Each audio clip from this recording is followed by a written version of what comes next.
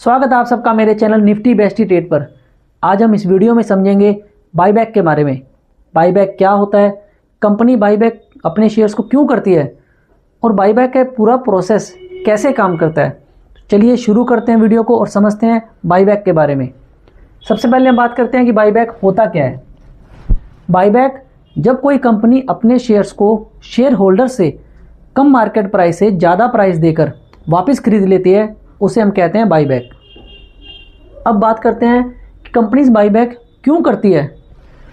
तो इसके कुछ फाइनेंशियल रीजंस होते हैं जिसके लिए कंपनी बाईबैक करती है, जैसे कि अपने शेयर्स का प्राइस बढ़ाने के लिए, यानी टू इंक्रीज शेयर प्राइस। तो कभी कभी किसी कंपनी के शेयर्स का प्राइस स्टॉक मार्केट में अंडर वैल्यूएशंस ट्रेड करता है, तो कंपनी उस शेयर्स का प्राइस बढ़ाने के लिए अपने शेयर्स को ज़्यादा मार्केट प्राइस देकर वापस खरीदती है।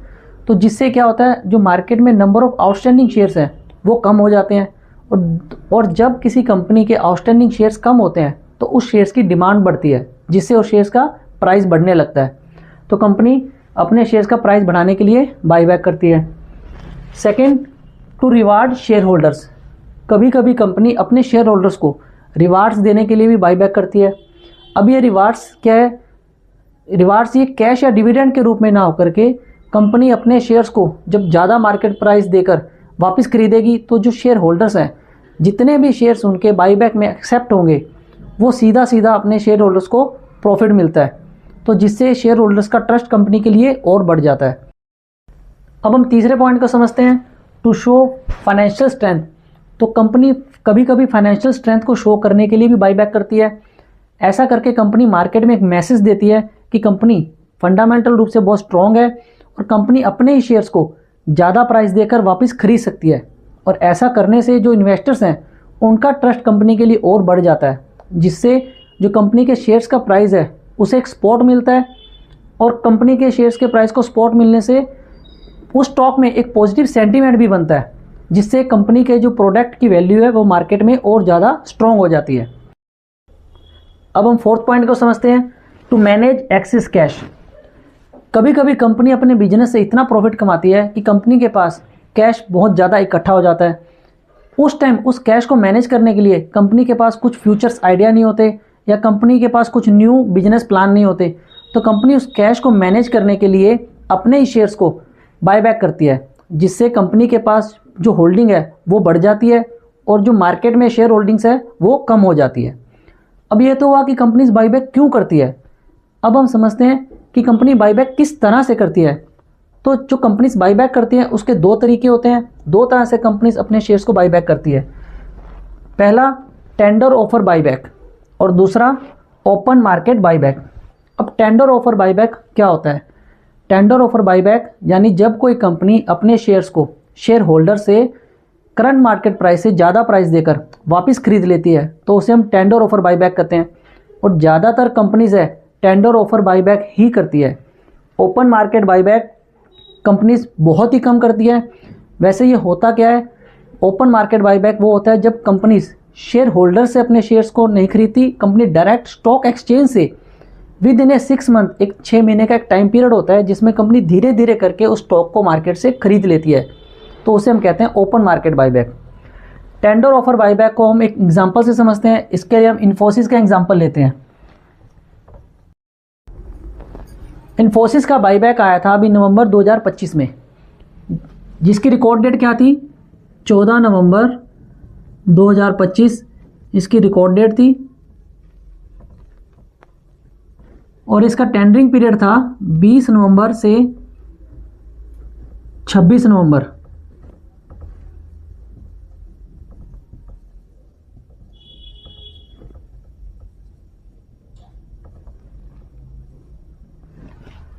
जब कोई कंपनी बाईबैक लेकर आती है तो वो एक रिकॉर्ड डेट अनाउंस करती है, एक टेंडरिंग पीरियड अनाउंस करती है। रिकॉर्ड डेट वो डेट होती है जब कंपनी की शेयर होल्डिंग लिस्ट में आपके अकाउंट में वो शेयर्स होना चाहिए। अगर आपको बाईबैक में अप्लाई करना है तो रिकॉर्ड डेट वाले दिन आपके अकाउंट में वो शेयर्स होना चाहिए। और आपको अप्लाई कब करना है, तो उसके लिए एक टेंडरिंग पीरियड होता है जो 20 नवंबर से 26 नवंबर के बीच था। उस टाइम में आपको वो बाईबैक के लिए शेयर्स अप्लाई करने होते हैं। अब कोई शेयर होल्डर्स हैं, उसने बाईबैक में शेयर्स अप्लाई कर दिए, बट कितने शेयर्स आपके कंपनी एक्सेप्ट करेगी ये डिपेंड करता है कि कंपनी कितने नंबर ऑफ शेयर्स बाईबैक में खरीदना चाहती है और कितने शेयर्स उसको पब्लिक से ऑफर हुए हैं। तो इसकी एक रेशियो होती है, कंपनी उसी रेशियो में शेयर्स को बाईबैक करती है। यहाँ पर एक पॉइंट आता है कि कुछ इन्वेस्टर्स ये सोचते हैं कि जब कोई कंपनी बाईबैक अनाउंस करती है तो वो ये सोचकर एक शेयर खरीद लेते हैं कि हमारा वो एक शेयर तो बाईबैक में एक्सेप्ट हो ही जाएगा, बट ऐसा नहीं होता। ये कंपनी के, मैंने आपको बताया कि एक रेशियो में डिसाइड होता है। तो अगर कोई इन्वेस्टर ये सोचकर शेयर्स बाई खरीदता है, यानी कोई ये सोचकर शेयर्स खरीदता है कि हमारा एक शेयर बाईबैक में एक्सेप्ट होगा और उससे प्रॉफिट होगा, तो आपको वो शेयर्स ऐसे नहीं खरीदना है।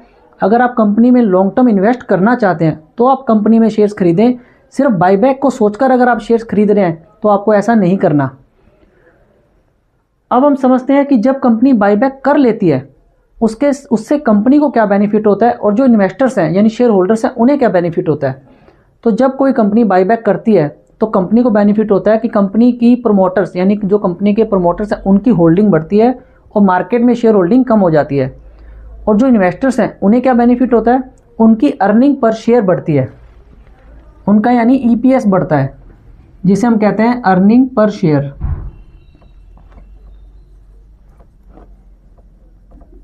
इसे एक एग्जांपल से समझते हैं। सपोज किसी कंपनी के टोटल नंबर ऑफ शेयर्स हैं 1 करोड़, टोटल शेयर हैं 1 करोड़, जिसमें से प्रमोटर के पास हैं 60 लाख शेयर्स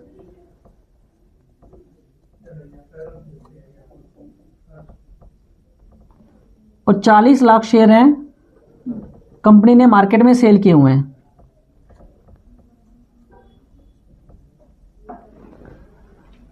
और अब कंपनी ने 2 करोड़ रुपए का प्रॉफिट कमाया, 2 करोड़ का प्रॉफिट कमाया तो ईपीएस क्या होता है, net profit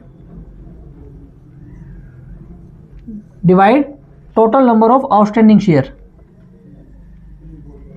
total number of outstanding shares. Company ने प्रॉफिट कमाया यहाँ पे 2 करोड़ का,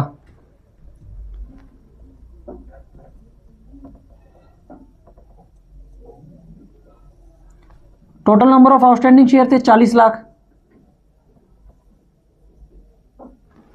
तो कंपनी का ईपीएस क्या हुआ, 5 रुपए पर शेयर।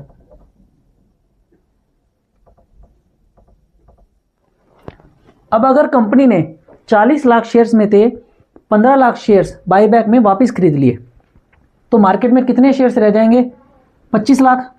यानी 40 लाख में से अगर कंपनी 15 लाख शेयर्स बाईबैक में वापस खरीद लेती है तो मार्केट में बचेंगे 25 लाख शेयर्स।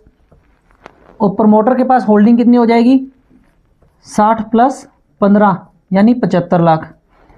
तो अब जो ईपीएस हुआ वो हुआ 2 करोड़ डिवाइड बाय 25 लाख यानी 8 रुपए पर शेयर। तो इससे क्या होता है, जो शेयर होल्डर्स हैं उनकी अर्निंग पर शेयर्स बढ़ जाती है। जब मार्केट में नंबर ऑफ शेयर्स कम होते हैं तो इससे अर्निंग पर शेयर्स बढ़ जाती है। तो ये बाईबैक का जो पूरा प्रोसेस है वो कैसे काम करता है आपको इस वीडियो में अच्छे से समझ में आ गया है। कमेंट सेक्शन में लिखकर बताएं आपको आज का वीडियो कैसे लगा। मिलेंगे हम नेक्स्ट वीडियो में स्टॉक मार्केट के एक और इंटरेस्टिंग कंसेप्ट के साथ। तब तक के लिए आप अपना ध्यान रखें, स्वस्थ रहें, नमस्ते।